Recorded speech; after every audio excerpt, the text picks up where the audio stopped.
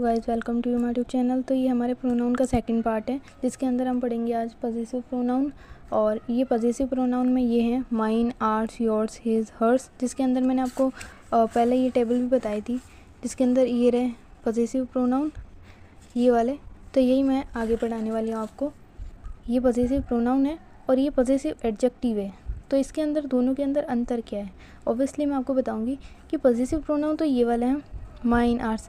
इसके अंदर क्या है कि पॉजेसिव प्रोनाउन प्लस नाउन, यानी कि नाउन की ज़रूरत नहीं है, ठीक है, इसे काटा गया है। तो प्रोनाउन होगा तो आगे नाउन नहीं आएगा कभी भी नहीं, कि इट्स माइन, ये मेरा है, बस। इसके अंदर आपको नाउन लिखने की कोई ज़रूरत नहीं है।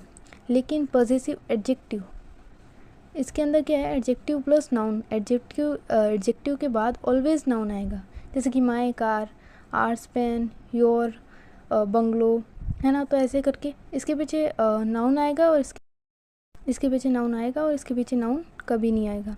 ऐसे ही हमारा एक इट्स आपने देखा होगा, जैसे कि एक तो ये होता है इट्स, एक ये होता है इट इज़, यानी कि इट इज़ कोल्ड, न्यू, और इट्स, इसका क्या, ये एक एडजेक्टिव है। और ये इट अलग होता है और इसका क्या है, हमारे हेल्पिंग वर्ब में यूज़ होता है। और इसी तरह जैसे कि इट है, इट का यूज़ कहाँ होता है, आप यूजुअली आपने सुना होगा कि इट का यूज़ एनिमल थिंग के लिए, या फिर मतलब नॉन लिविंग थिंग के लिए, या फिर एनिमल के लिए होता होगा, लेकिन ऐसा नहीं है।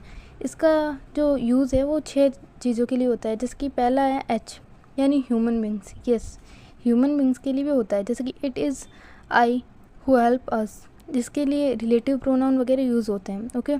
Second E, that means environmental condition, जैसे कि ट्री वगैरह, इन सारी चीज़ों से जुड़ा हुआ।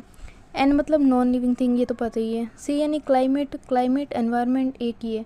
तो सी का जो है वो होता है कलेक्टिव नाउन, जो कलेक्टिव नाउन होते हैं ना उनके लिए। और ए का जो है हमारा है एनिमल्स, बर्ड्स, इंसेक्ट वगैरह। और जो आई था इसका मतलब है इन्फेंट, जो बेबी होते हैं छोटे वगैरह, उनके लिए। ओके। और इनका जो हमारा एग्जाम्पल है वो ऐसा है, जैसे China is a big economy. तो ये जो China is a big economy जो ये है, तो ये हमारा प्रोनाउन है। वैसे आमतौर पर हम बोलते हैं चाइनाज़ इकोनॉमी इज़ बिग, ठीक है। तो क्या है कि नाउन का, जब नाउन पर अधिकार बताया जाता है ना, तो हम ऐसे लगा देते हैं पोजीशन बताने के लिए। ओके। देन नेक्स्ट है ours is a new class. वैसे तो हमने ये नहीं देखा होगा, लेकिन एक्चुअल में जो ये पॉजेसिव प्रोनाउन है, तो ours is a new class, ये हम वैसे नहीं बोलते हैं, लेकिन ग्रामेटिकल एकदम सही है ये प्रोनाउन। तो हम बोलते हैं आर क्लास इज़ न्यू, तो हम इसमें क्या एडजेक्टिव पर जोर देते हैं, तो हमेशा हम यही बोलते हैं, ठीक है ना। ये गलत नहीं है, लेकिन ग्रामेटिकल अगर हम देखते हैं तो ये वाला ज़्यादा सही लगता है।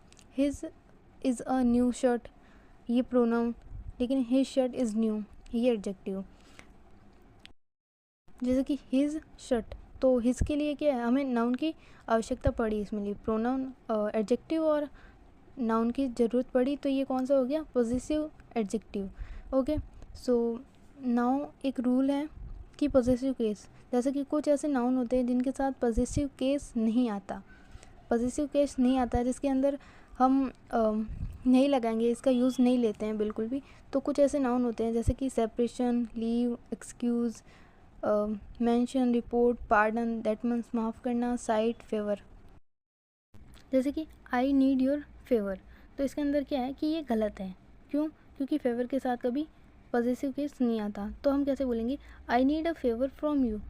ओके, इसे हम चेंज कर देंगे, इसका तरीका चेंज कर देंगे। I am fed up of his excuse, then excuse के साथ में पॉजेसिव केस नहीं आता, इसलिए हम क्या कहेंगे, आई am fed up of excuse given by